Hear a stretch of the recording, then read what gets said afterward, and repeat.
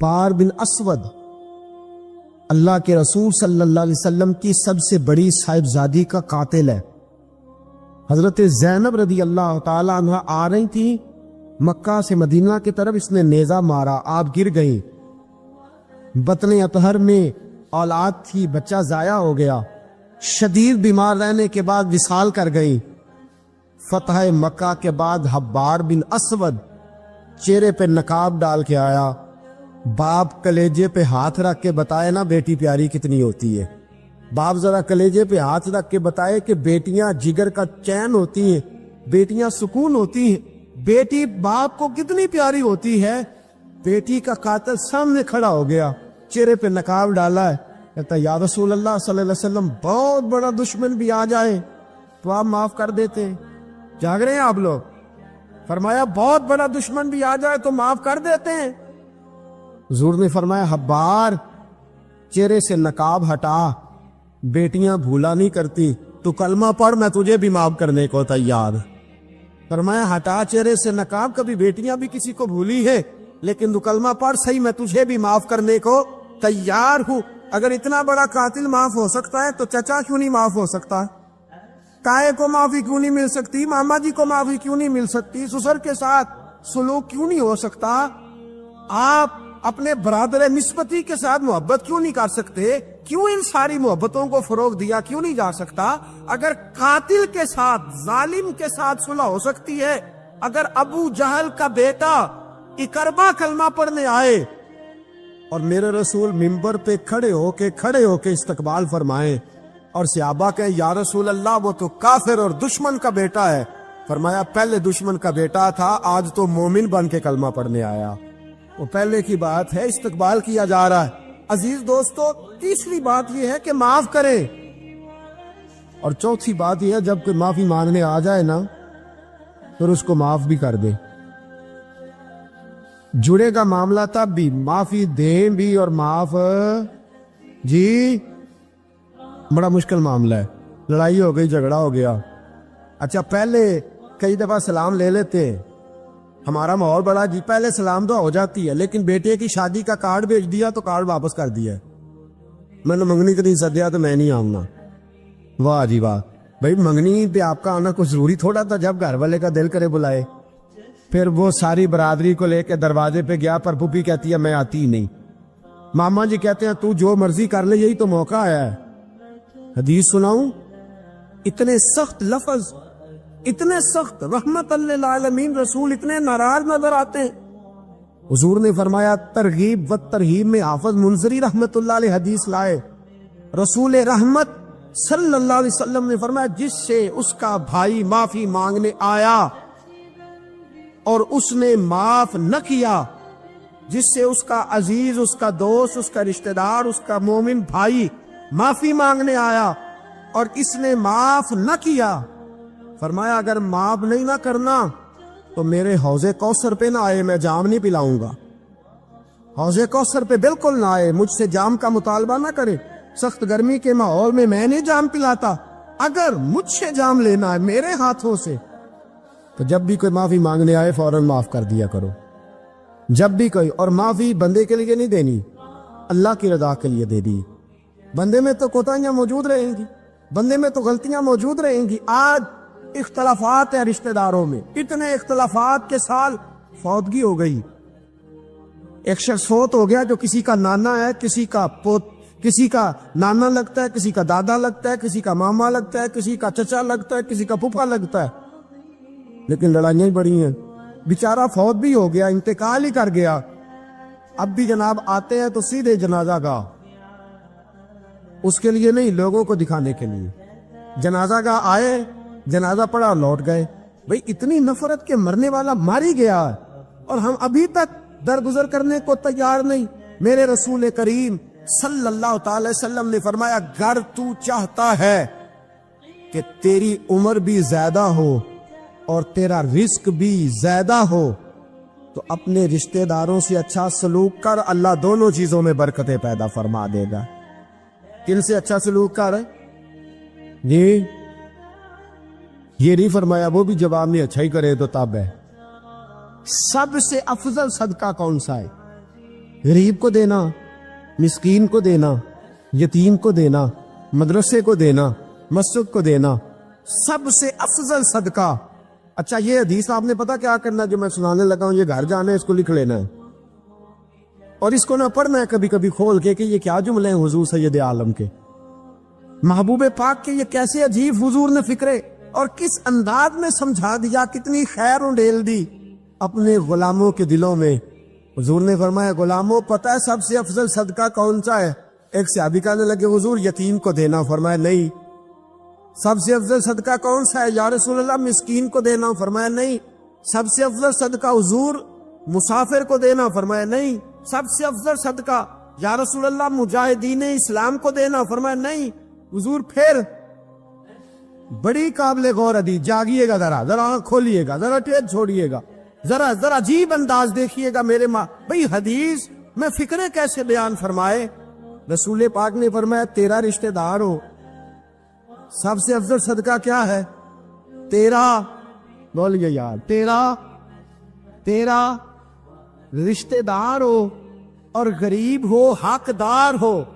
اور اگلے لفظ بڑے عجیب ہیں، تیرا رشتہ دار ہو، غریب ہو اور تجھ سے ناراض ہو۔ کیسی بات ہے؟ فرمایا تیرا رشتہ دار ہو، غریب ہو اور تجھ سے ناراض ہو، فرمایا کسی بھی طریقے اس کے گھر صدقہ پہنچا دے، سب سے افضل صدقہ کرنے کا ثواب لکھا جائے گا۔ سب سے افضل صدقہ، تیرا رشتہ دار بھی ہو، ضرورت مند بھی ہو اور تجھ سے، سبحان اللہ، ہمارا تو حال یہ ہے کہ اس کو کسی طرف سے آتا بھی ہو تو ہم روک دیتے، کہتے ہیں نہیں ایڈا تگڑا کام کر رہے ہیں تسی یہ نکالی دیندے ہو، یہ چار منڈے نے کما کے کھان ہو، صاحب اس کو کیا بھائی؟ فرمایا تیرا رشتہ دار ہو، حقدار ہو، ضرورت مند ہو، شرط یہ بھی لگا دی کہ ساتھ تجھ سے ناراض بھی رہتا ہو، اس کو تو صدقہ دے گا تو اللہ تجھے سب سے افضل صدقہ کرنے کا ثواب عطا۔ تو توڑنے والوں نہ بنو، جوڑنے والے بنو، جوڑ جاؤ۔ محبوب پاک سید عالم صلی اللہ تعالی علیہ وسلم نے فرمایا لا يدخل الجنت قاطع، فرمایا جو رشتے توڑنے والا ہے جنت میں نہیں جائے گا، جو رشتے توڑنے والا ہے وہ جنت میں نہیں جائے گا۔ الذین ینقضون عہد اللہ من بعد میثاقہ ویقطعون ما امر اللہ بہ ان یوصل ویفسدون فی الارض، فرمایا جو رشتے توڑے گا وہ تو زمین میں فساد برپا کر دے گا، وہ زمین میں اولئک هم الخاسرون، یہ وہ لوگ ہیں دنیا میں بھی نقصان اٹھائیں گے اور آخرت میں بھی نقصان اٹھائیں گے رشتہ داریاں جوڑنے۔ اور یہ نہیں فرمایا کہ وہ تجھ سے اچھا سلوک کرے تب ہی ہے، سامنے والا بھی سیاںا ہی ہو تو تب ہے، تو نے اس کے لیے اس نے سلوک نہیں کرنا، تو نے تو اپنے اللہ رسول کو راضی کرنے کے لیے اس نے سلوک کرنا ہے، اس کے لیے تھوڑی کرنا۔ سل من قطع کا لفظ کیا ہے؟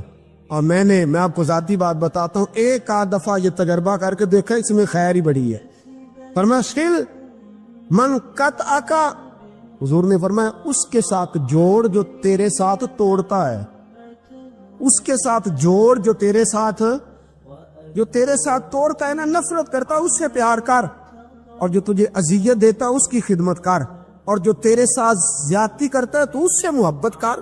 اصل پیار تو یہ ہے، جوڑنے والے سے تو سارے جوڑ لیتے ہیں، محبت کرنے والے سے تو سارے محبت کر لیتے ہیں، ورنہ سل من قطع کا، اس کے ساتھ جوڑ جو تیرے ساتھ توڑے، جو نفرت کرے اس سے پیار کر، پھر تیرے ضعف کا پتہ چلے گا، پھر تیرے حوصلے کا پتہ چلے گا، پھر تیری دلیری سمجھ میں آئے گی۔ تو دوستو جوڑنے والے بن جائیں، پیار کرنے والے بن جائیں، نفرتیں نہیں محبتوں کو فروغ دیں۔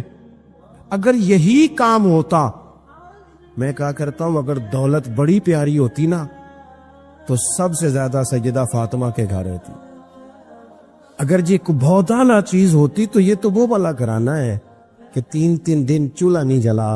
اور کنز المال میں وہ لفظ موجود ہے کہ حضرت ابو ہریرہ فرماتے ہیں کہ اونٹ کے بالوں کی بنی ہوئی چادر سیدہ فاطمہ نے اوڑھی ہوئی تھی، اونٹ کے بالوں کی بنی ہوئی چادر، اور وہ چکی پیس رہی تھی، چکی چلا رہی۔ کہتے حضور نے دیکھا تو نبی پاک کی آنکھوں میں آنسو ضرور آئے، اور پتہ محبوب نے کیا فرمایا؟ یہ کنز المال میں موجود ہے۔ محبوب فرمانے لگے شہزادی دنیا میں تھوڑی سی تکلیف برداشت کرو، آخرت کی ساری عزتیں اللہ تمہیں ہی عطا فرما۔ سبحان اللہ۔ یہ تھوڑی دشواری ہے۔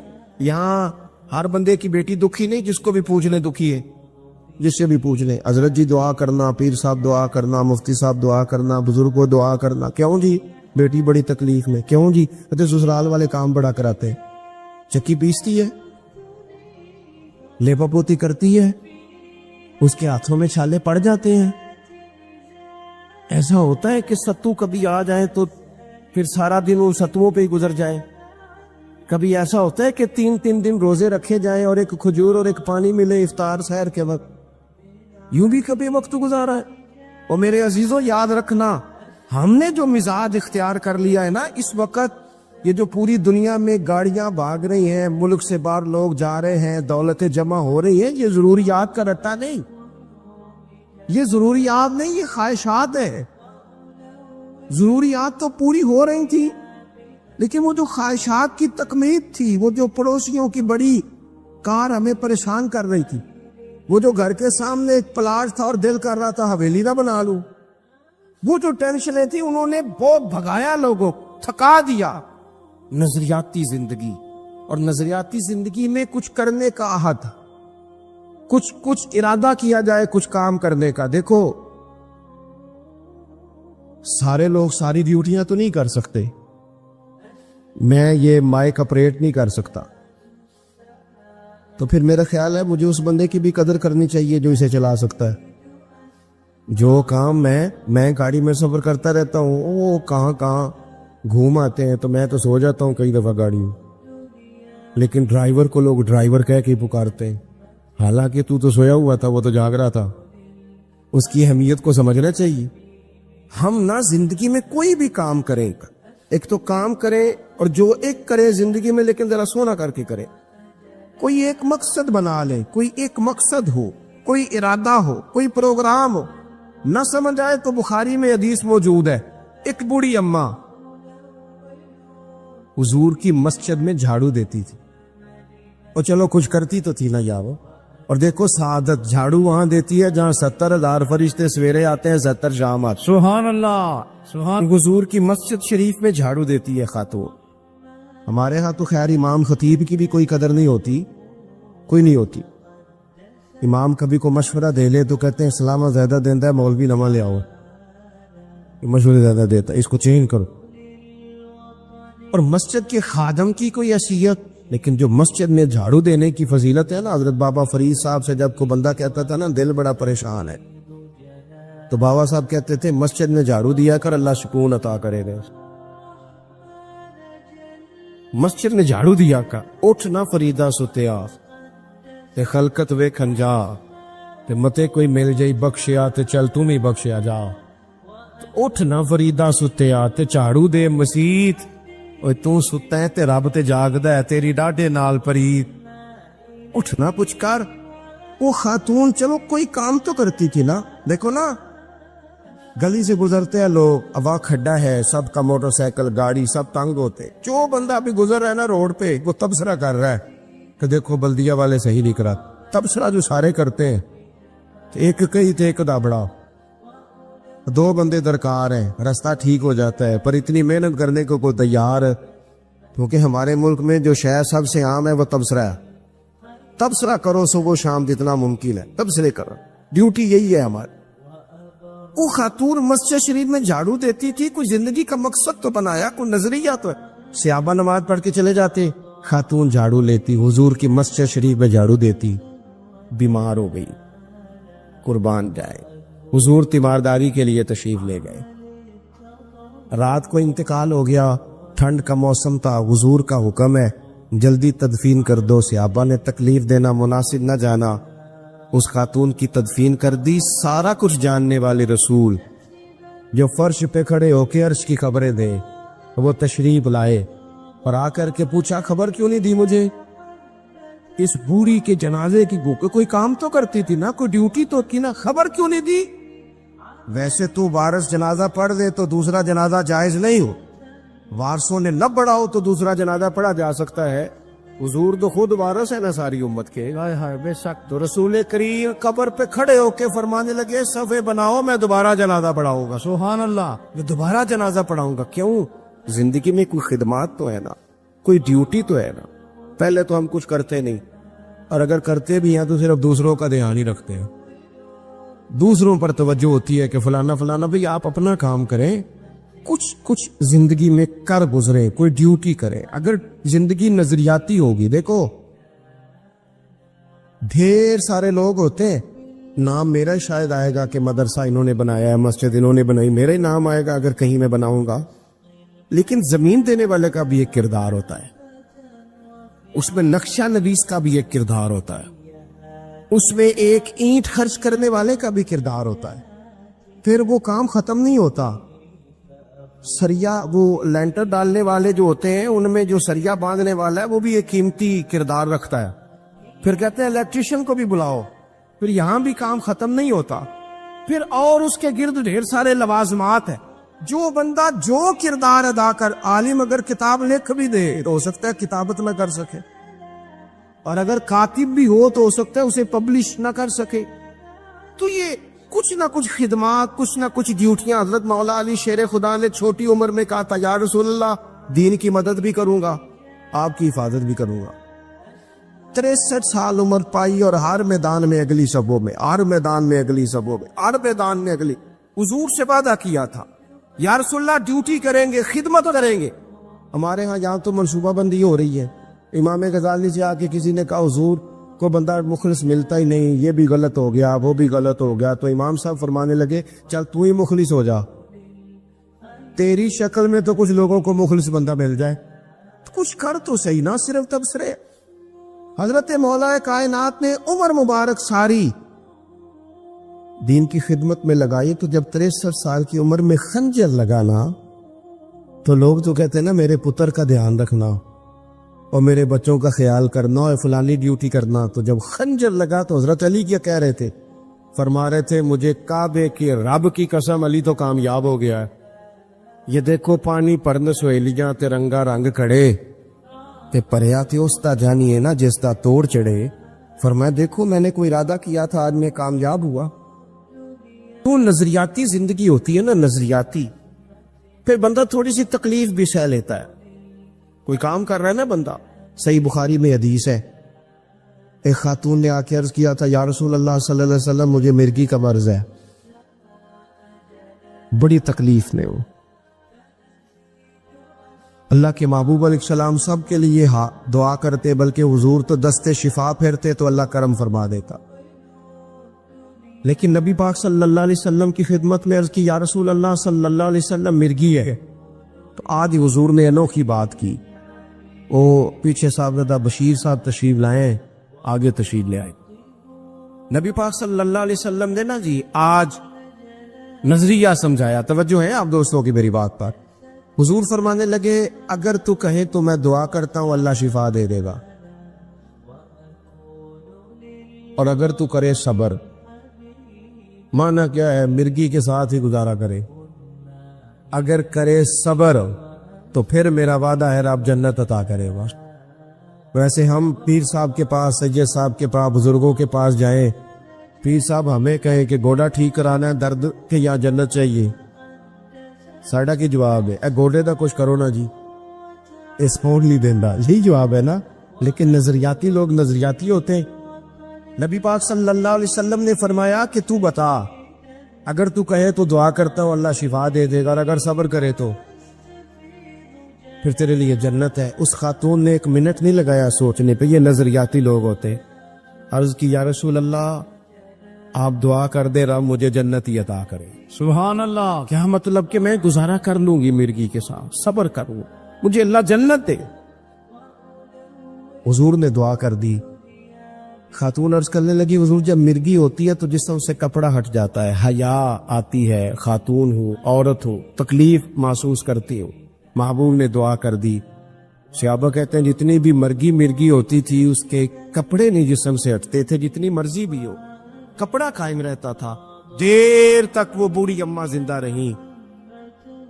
خواتین ایک دوسرے سے کہا کرتی تھی کسی نے جنتی دیکھنی ہے تو اس بی بی کو دیکھو، اسے دنیا میں حضور نے جنت کی بشارت۔ نظریہ ہوتا ہے، نظریہ۔ ویسے آنا جانا، تصویریں بنانا، گھومنا پھرنا، پلاننگ کرنا چلتا رہتا ہے، لیکن جو نظریاتی لوگ ہوتے ہیں نا انہیں ذرا تھکاوٹ بھی تھوڑی ہوتی ہے۔ نظریے کے لیے کام کر رہے ہیں نا، وہ بھاگتے ہیں، ان کا بھاگنا انہیں تھکاتا نہیں۔ جب آپ نظریاتی ہیں تو صبح قیامت پہ نظریاتی اور غیر نظریاتی لوگوں کا نتیجہ کیا ہے؟ یوم نحشر المتقین الی الرحمن وفدا۔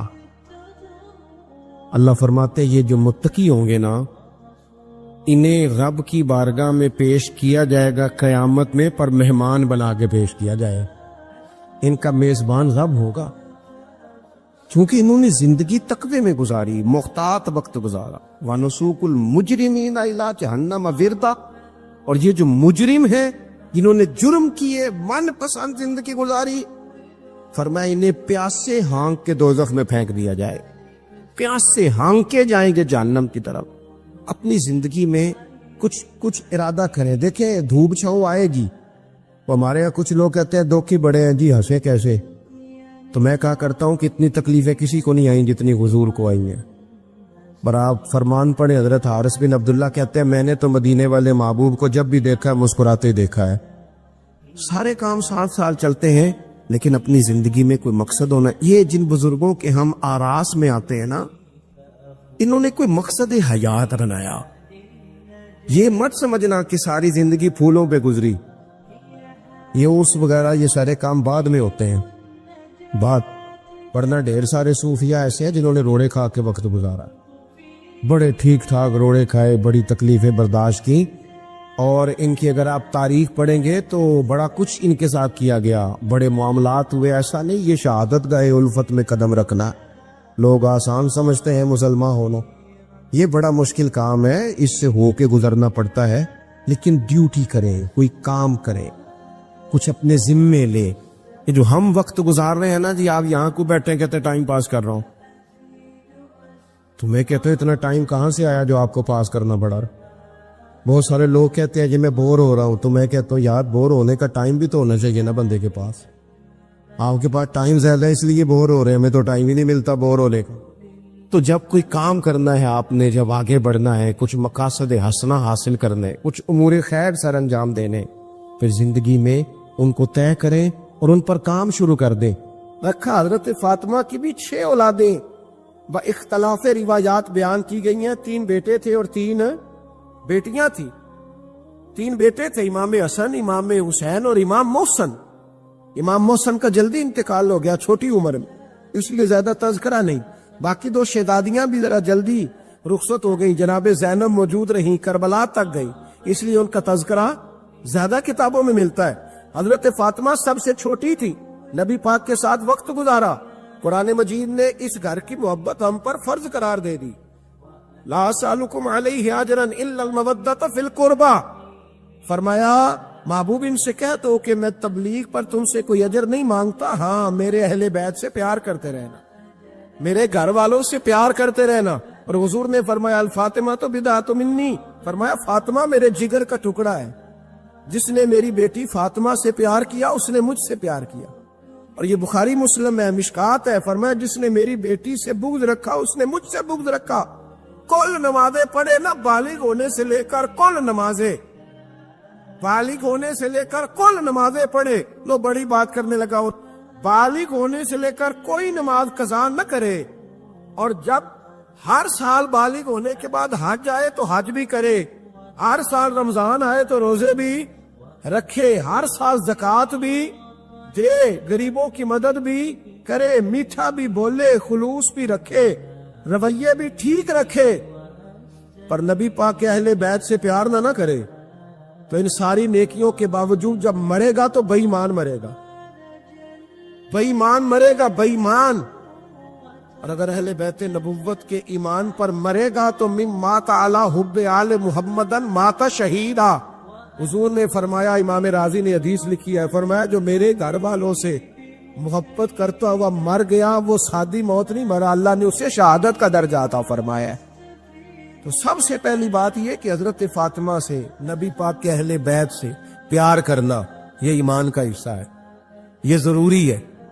ایک بات یہ ہے کہ ان سے محبت، اور دوسری بات یہ ہے کہ کسی کی محبت جو ہوتی ہے نا، اس کا معنی یہ نہیں کہ آپ کو کسی سے پیار ہو گیا تو آپ اس کے دشمن تلاش کرنے شروع کر دیں، بلکہ جس سے محبت ہوتی ہے تو محب کا دل کرتا ہے کہ میرے محبوب سے ساری دنیا ہی پیار کرے. اب عجیب فلسفہ ہے نا لوگوں کا، اہل بیت سے پیار کرتے ہیں تو سب سے پہلے اہل بیت کا دشمن تلاش کرتے ہیں، اور سب سے پہلے اہل بیت کے دشمنوں پہ گفتگو کرتے ہیں. تو میں کہتا ہوں بڑے بیوقوف ہو، دشمن نہ تلاش کرو، غلام تلاش کرو، پیارے تلاش کرو ان کے. یہ غلط ہے تمہارا انداز فکر. تو جناب فاطمہ الزہرا سے حضور نے بڑی محبت کی. حضرت خدیجہ الکبریٰ رضی اللہ تعالی عنہ فرماتی ہیں کہ بڑا پیار کیا نبی پاک علیہ السلام نے حضرت فاطمہ سے. چھوٹی تھی نا. ادھر حضرت عائشہ صدیقہ کہتی ہیں کہ نبی پاک نے بڑی محبت فرمائی. مشکات میں حدیث ہے، کسی نے حضرت فاطمہ الزہرا حضرت عائشہ صدیقہ سے پوچھا، سچے باپ کی سچی بیٹی، صدیق کی بیٹی صدیقہ. کسی نے پوچھا کہ عائشہ حضور علیہ السلام کو سب سے زیادہ محبت کس سے تھی؟ تو حضرت عائشہ فرمانے لگی پوچھنے والی بات ہی کوئی نہیں، حضور سب سے زیادہ سیدہ فاطمہ سے پیار کرتے تھے. تو کہا پھر یہ بتائیں کہ مردوں میں حضور کو سب سے زیادہ پیار کس سے تھا؟ فرمایا یہ بھی پوچھنے والی کوئی بات نہیں، فاطمہ کے شوہر مولا علی سے. یہ حضرت عائشہ صدیقہ بیان کرتی ہیں ان کے شوہر سے. اب لوگ نا ترازو لے کے بیٹھے رہتے ہیں اور تولتے رہتے ہیں. پیر سید فیض الحسن شاہ صاحب آلو مہاروی رحمت اللہ علیہ، ان کے پاس بھی ایک بندہ چلا گیا تو اس نے کہا جی بتائیں حضرت عائشہ افضل ہے کہ حضرت فاطمہ؟ تو آپ فرمانے لگے تجھے یہ سوال ہی نہیں کرنا چاہیے تھا، اس لیے کہ تیرے اور میرے پاس کوئی ترازو موجود ہے. اس نے کہا جی نہیں آپ بتائیں، بتانا پڑے گا. آپ فرمانے لگے نہیں بتاتا. کہنے لگا نہیں بتائیں. فرمانے لگے چل میں ایک بات بتا دیتا ہوں، فیصلہ گھر جا کے کر لینا. اس نے کہا بتائیں. آپ فرمانے لگے کہ عائشہ بیٹی ہے ابو بکر صدیق کی اور فاطمہ بیٹی ہے نبی پاک کی. تو فرمانے لگے کہ ابو بکر کی جو بیٹی ہے نا وہ نبی پاک کی بیٹی سے افضل نہیں ہو سکتی. اور پھر فرمانے لگے کہ فاطمہ زوجہ ہے مولا علی کی اور عائشہ زوجہ ہے مصطفیٰ کریم کی. تو فرمانے لگے جو علی کی بیوی ہے وہ نبی کی بیوی سے افضل نہیں ہو سکتی. تو وہ کہنے لگا جی نتیجہ کیا ہے؟ فرمایا گھر جا کے نکال لینا. نتیجہ تو گھر جا کے نکال، یہاں ترازو پکڑ کے نہ بیٹھ. ہاں جو حضرت عائشہ نے کہا اس پر غور کر. حضرت عائشہ خود گواہی دیتی سب سے زیادہ حضور حضرت فاطمہ سے پیار کرتے. چھوٹی عمر تھی تو جناب خدیجہ، انداز دیکھیے گا بیٹی کی محبت کا. حضرت خدیجہ فرماتی ہیں حضور جب گھر آتے نا تو دروازے پہ کھڑے ہو کے اونچی آواز میں فرماتے السلام علیکم. کہتے ہیں حضور نہ سلام لیتے، میں جواب دیتی اپنے گھر حضور آئے ہیں پر نبی پاک دروازے پہ ہی کھڑے ہیں. فرماتی ہیں کھڑے رہتے حضور، میں پھر تھوڑا ہنستی اور پھر میں کہتی فاطمہ سنتی ہو؟ اماں جی سنتی ہوں. فرمایا تمہارے ابا آ گئے ہیں دروازے پہ. تو فرماتی ہیں جناب فاطمہ وہاں سے دوڑ کے آتی اور رسول کریم کا دروازہ کھولتی، پھر نبی پاک کو انگلی سے پکڑ کے اندر لاتی. فرماتی جب تک وہ جاتی نہیں اللہ کے رسول دروازے پہ کھڑے رہتے. وہ انگلی پکڑ کے لاتی، پھر رسول کریم انہیں گود میں بٹھا لیتے. فرماتے وہ چھوٹی چھوٹی باتیں پوچھتی اور حضور ان کے بڑے بڑے جواب دیتے. وہ چھوٹی چھوٹی باتیں، بچپن کی ایک بات لکھی ہے ہمارے محدثین نے. ایک دن چھوٹی عمر میں، بالکل چھوٹی عمر میں حضرت فاطمہ نے پوچھا یا رسول اللہ میں اپنے رب کو کب دیکھوں گی؟ اللہ اکبر، عمر چھوٹی اور بات بڑی کر دی. میں کب دیکھوں گی؟ تو حضور نے فرمایا فاطمہ بڑی جلدی. رب کریم تمہیں جنت میں لے جائے گا اور ساری جنتی عورتوں کی سردار بنائے گا اور پھر میرا رب تجھے اپنا دیدار بھی کرائے گا. جناب فاطمہ تو زہرا رضی اللہ تعالیٰ عنہ چھوٹی چھوٹی باتیں کرتی. حضرت خدیجہ کہتی ہیں جب چلی جاتے نا حضور تو میں پھر بلاتی، میں کہتی ادھر آنا فاطمہ، کیا باتیں کر رہی تھی اپنے ابا سے؟ تو کہتی پھر وہ مجھے بتاتی بھی اور راضی بھی ہوتی. یہ سلسلہ آخر تک چلا.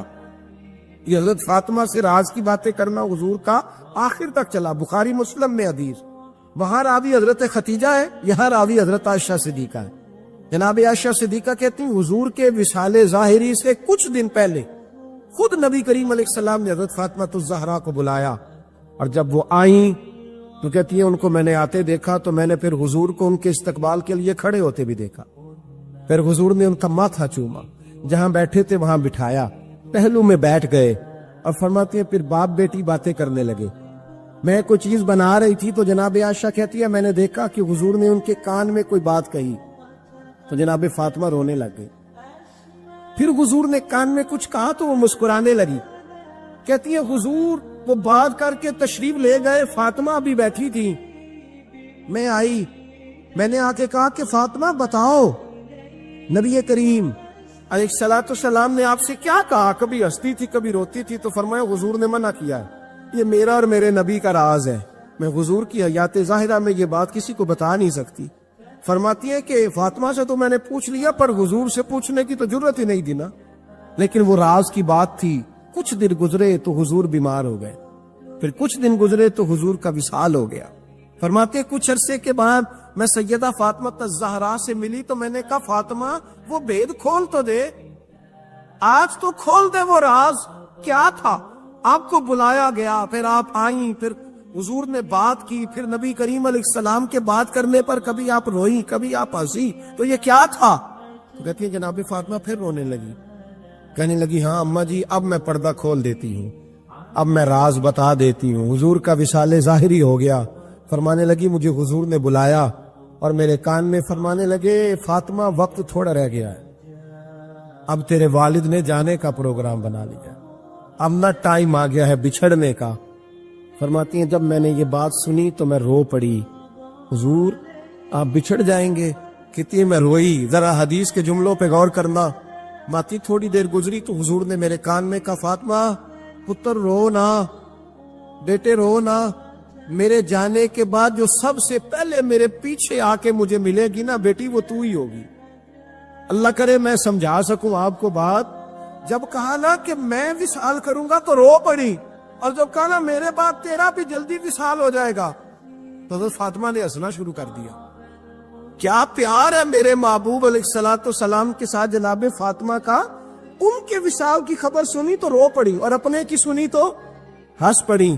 اور پھر حضور نے کہا فاطمہ تجھے یہ بھی پتا ہے نا کہ اللہ تجھے جنتی عورتوں کا سردار بنائے گا, یہ بھی تجھے پتا ہے. تو جناب فاطمہ الزہرا کے ساتھ شروع سے لے کر آخر تک میرے رسول کریم علیہ السلام کی محبت رہی, پیار رہا. اور جناب فاطمہ کا جو حضور سے پیار تھا, ایک ہے باپ کا شفقت کرنا اور ایک ہے بیٹی کا پھر اپنے باپ سے.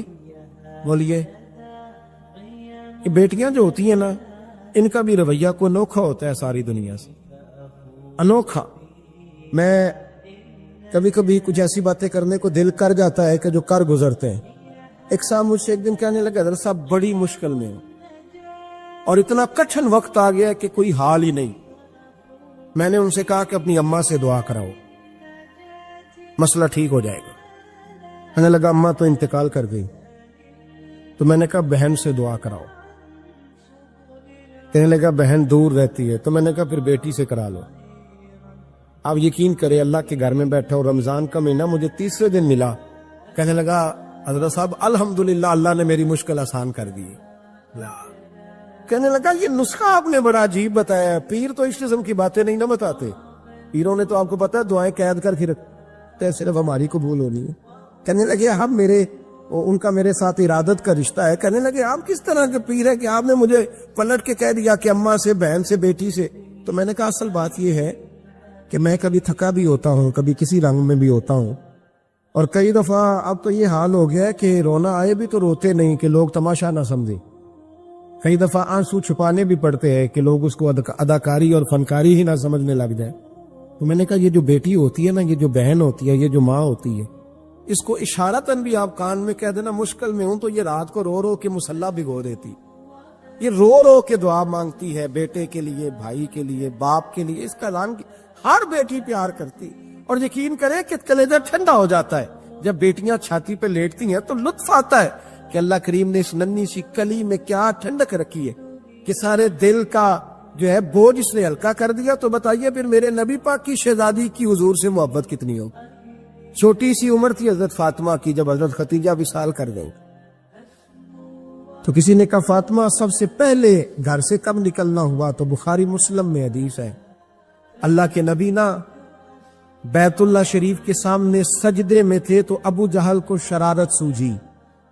شرارت اس نے کچھ لوگوں سے کہا، عقبہ بن ابی معیط تھا، کچھ اور لوگ تھے، کہنے لگا میں ابھی رستے سے گزرا ہوں تو وہاں کسی نے اونٹ ذبح کیا ہے، تو اونٹ کی اوجڑی، آپ نے اوجڑی دیکھی ہے نا، جانور کی اوجڑی بڑی وزنی ہوتی ہے، اس میں گندگی ہوتی، اونٹ کی اوجڑی بڑی وزنی ہوتی تھی، کہنے لگا وہاں اونٹ کی اوجڑی پڑی ہے، وہ دیکھو نبی پاک معاذ اللہ سجدے میں ہے، تو معاذ اللہ ثم معاذ اللہ وہ اونٹ کی اوجڑی اٹھاؤ حضور کی گردن پہ رکھ دو۔ تھوڑا سا مشکل سے جمعہ پڑھنا پڑ جائے نا، اور تھوڑا سا مشکل سے پڑھانا پڑ جائے تو ہم دین کے بہت بڑے خدمت گزار بن جاتے ہیں۔ یہ دیکھو سجدے کتنی مشکل سے ہو رہے ہیں، یہ دیکھو سجدے کتنی مشکل سے ہو رہے ہیں، کتنی مشکل سے حضور کے سر انور پر اوجڑی رکھ دی۔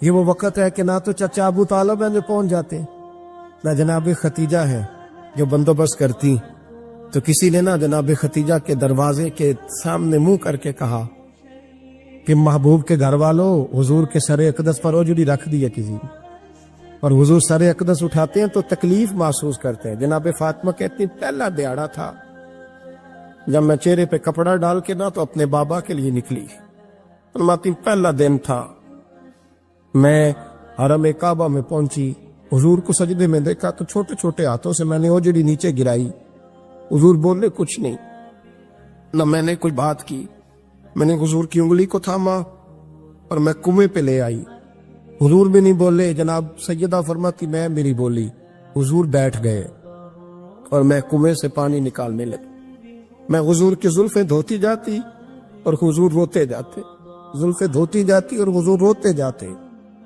پھر حضرت فاطمہ نے جب حضور کی زلفیں دھو لی تو ہاتھ اٹھائے، کہا اے اللہ یہ جنہوں نے میرے بابا کو تکلیف دی ہے نا ان کو برباد کر دے۔ میں رات روایت پڑھ رہا تھا مشکات سے تو میں حیران ہو رہا تھا کہ یہ عجیب منظر ہے، یہ عجیب منظر ہے کہ جب طائف والے پتھر مارے اور نبی کریم علیہ السلام سے حضرت زید بن حارثہ کہ حضور دعا کریں یہ تباہ ہو جائے، تو نبی پاک کہ نہیں زید میں نے نہیں ان کے لیے تباہی کی دعا کرنی، یہ نہیں ٹھیک ہوتے تو ہو سکتا ہے ان کی نسلیں ٹھیک ہو جائیں۔ اور جب احد میں وہ لوگ پتھر مار کے دانت شہید کر دیں، حضرت ابوبکر صدیق جیسی ٹھنڈی طبیعت کا آدمی عرض کرے حضور دعا کریں یہ تباہ ہو جائے، تو حضور نے فرمایا اللہم اہد قومی فإنہم لا یعلمون، یا اللہ میری قوم کو ہدایت دے، یہ جانتے نہیں یہ کیا کر رہے ہیں۔ حضور نے کبھی بھی کسی کے لیے دعائے ضرر نہ فرمائی، لیکن آج یہ عجیب منظر ہے، شاید یہ واحد وہ وقت ہے کہ جناب فاطمہ الزہرا نے جب کہا نا کہ اے اللہ انہیں برباد کر دے، انہوں نے آج میرے والد کو تکلیف دی ہے، حضرت فاطمہ کی دعا سن کے تو حضور نے بھی ہاتھ اٹھائے، کہا اے اللہ جیسے میری بیٹی کہتی ہے نا ویسے ہی کر دے، اللہ کر دے انہیں برباد، فاطمہ جیسے کہتی ہے ویسے، اللہ کرے آپ کو سمجھ آئے میری بات کی کہ وہاں جہاں شدید تکلیف دی گئی وہاں حضور نے کسی کے لیے ایسی دعا، اور یہاں فرمایا اللہ جیسے فاطمہ کہتی ہے ویسے۔ اللہ اکبر۔ حضرت عبداللہ ابن مسعود کہتے ہیں کہ وہ دعا بھی میں نے سنی، اور پھر میں نے ان سب لوگوں کو جن کے لیے جناب سیدہ نے دعا کی تھی ان سب کو پھر میں نے بدر میں کٹتے ہوئے بھی دیکھا، میں نے ان کی لاشوں پر گھوڑے چلتے ہوئے بھی دیکھے، پھر میں نے دیکھا کہ صحابہ انہیں گھسیٹ کر کنووں میں ڈال رہے تھے، میں غور سے دیکھ رہا تھا اور ان کے چہرے پہچان رہا تھا، تو مجھ سے کسی نے کہا عبداللہ تم کیا غور کر رہے ہو؟ تو میں نے کہا میں غور کر رہا ہوں یہ وہی ہیں سارے جن کے لیے سیدہ فاطمہ نے دعا کی تھی کہ یہ برباد ہو جائے، یہ وہی ہے میرے رسول کریم علیہ السلام کی ہر تکلیف کو جناب فاطمہ نے اپنی تکلیف سمجھا، ہر تکلیف کو۔ جب انسان کے دائیں بائیں کچھ لوگ ہوتے ہیں نا اس کے دکھ بھی سمجھنے والے، سکھ سمجھنے والے لوگوں کی تعداد لمبی چوڑی ہوتی ہے۔ ہمارے زمانے میں ہمارے ہر آدمی کے ساتھ ذاتی مطالبات ہیں، ذاتی، تو جب تک وہ میرا مطالبہ پورا کرتا رہتا ہے میرا اس سے پیار رہتا ہے، اور جب وہ میری خواہشات پوری کرنی چھوڑ دیتا ہے پھر میرا اس سے کوئی رشتہ نہیں رہتا۔ میرے عزیز حضرت فاطمہ الزہرا کا کمال یہ ہے کہ انہوں نے میرے محبوب کا دکھوں میں ساتھ دیا، حضور کی تکلیف پر وہ تکلیف میں آتی، پریشان ہوتی۔ یہاں سے بات چلی 4-5 سال عمر مبارک تھی، حضرت فاطمہ کی کل عمر 29 سال ہوئی ہے، 15 سال یا کچھ زیادہ آپ کی عمر تھی جب حضور نے بیاہ کر دیا تھا۔ ہم لوگ سمجھتے ہیں کہ شاید اب آپ 30 سال کے بچے کو کھڑا کر کے کہیں کہ دین کی کوئی بات کر، کوئی تکلیف برداشت کر، تو کہتے ہوں میں تو ابھی بچہ ہوں، یعنی 29 سال کی عمر ہوئی ان کی. چلیں جس نے زیادہ لکھی ہے اس نے 32-33 لکھ دی ہوگی, 40 تک کوئی بندہ نہیں گیا. لیکن میں جس روایت پر زیادہ اعتماد کرتا ہوں, ان راویوں نے 29 سال عمر حضرت فاطمہ کی اور ڈھیر سارے محدثین نے لکھی. یارو حیرانگی کی بات ہے نا, اس 29 سال کی عمر میں انہوں نے حضور کا بھی کھول کے ساتھ دیا, مولا علی کا گھر بھی پورا آباد کیا, اپنے شہزادوں کی تربیت کر کے میدان کربلا بھی سارا سجا دیا, دنیا کا انقلاب برپا کر دیا 29 سال کی عمر میں. کام کرنا ہو تو سال تھوڑے بھی بڑے ہوتے, اور نہ کرنا ہو تو پھر تو 80 سال کے بچے بھی میں نے دیکھے ہیں. بزرگ مجھ سے ناراض نہ ہو جائے, اللہ مجھے بے ادبی سے بچائے, میں صحیح کہہ رہا ہوں.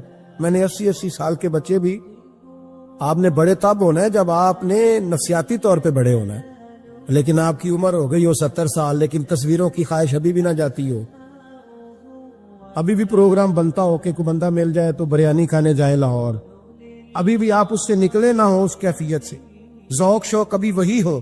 اس کا مطلب یہ ہے کہ قد بڑا ہوا, عمر بڑی ہوئی, لیکن ذہنی اور نفسیاتی طور پر وہ پختگی نہیں آئی جس کی ضرورت تھی. ہمیں ذہنی طور پر پختہ ہونا چاہیے. میری بات پر توجہ کریں گے آپ حضرات اور غور کریں گے. نبی کریم علیہ السلام کی تکلیفوں میں انہوں نے ساتھ دیا.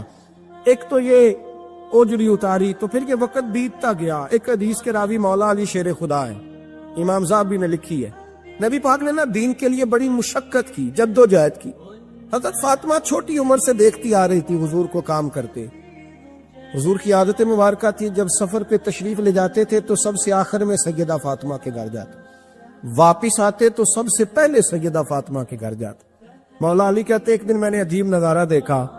نبی کریم علیہ السلام سفر سے واپس آنے والے تھے. میں نے حضرت فاطمہ کو اطلاع دی کہ حضور آج پہنچ جائیں گے, تو انہوں نے گھر سارا صاف کیا, سجایا, سنوارا, کھانا پکایا. لیکن فرماتی ہیں جیسے ہی حضور اندر داخل ہوئے نا گھر کے, جناب فاطمہ نے حضور کا چہرہ دیکھا تو ہاتھ پکڑ کے چومنے لگی, اور کہتے ہیں جب انہوں نے سر اٹھایا تو ان کا چہرہ سارا آنسوؤں سے بھرا ہوا تھا. رسول کریم نے بیٹی کے سر پہ ہاتھ رکھا, بٹھا لیا. فرمایا فاطمہ بیٹے رونے والی تو بات کوئی نہیں تھی, کیوں رو پڑی ہو؟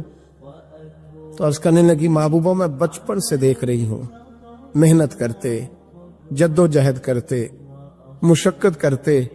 یا رسول اللہ آج آپ آئے ہیں تو آپ کے چہرے پر تھکاوٹ کے آثار ہیں, حضور وجود تھکا ہوا ہے. یا رسول اللہ میں نے ساری زندگی آپ کو کام کرتے دیکھا ہے, مدینے والے حبیب مجھے بتا تو صحیح کام کب تک کرنا ہے؟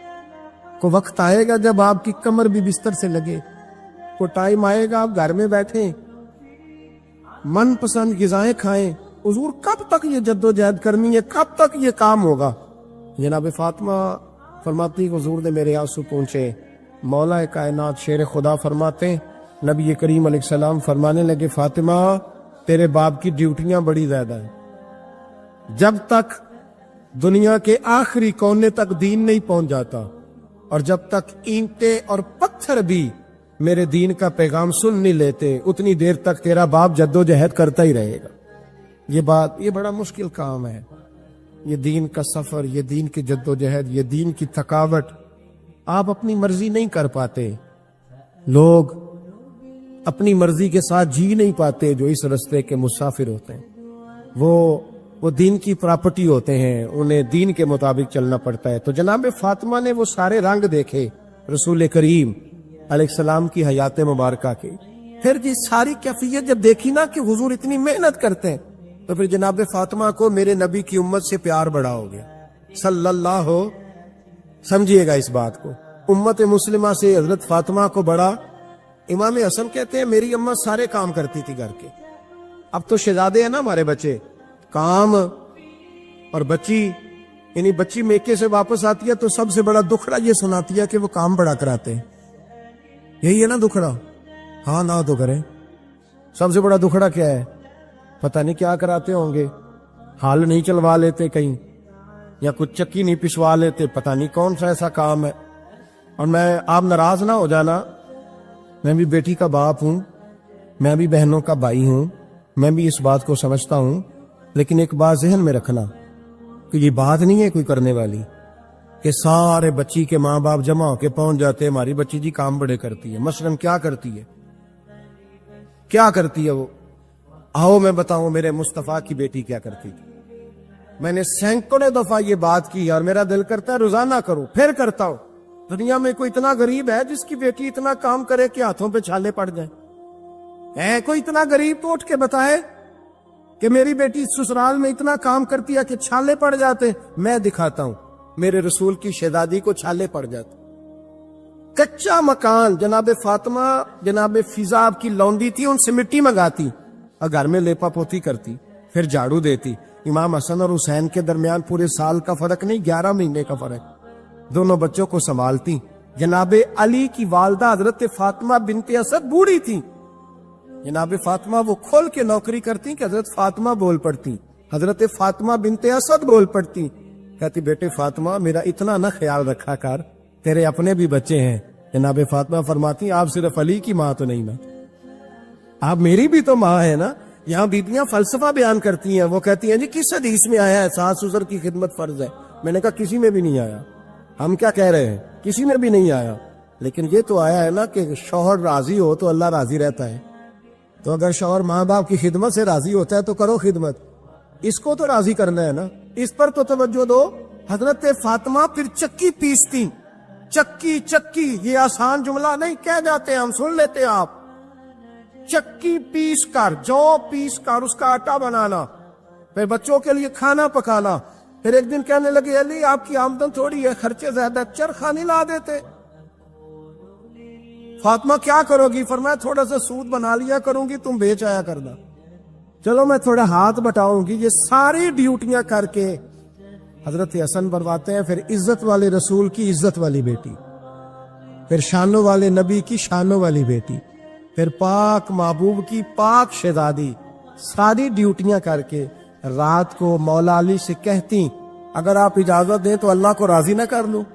پڑھیے لا الہ الا اللہ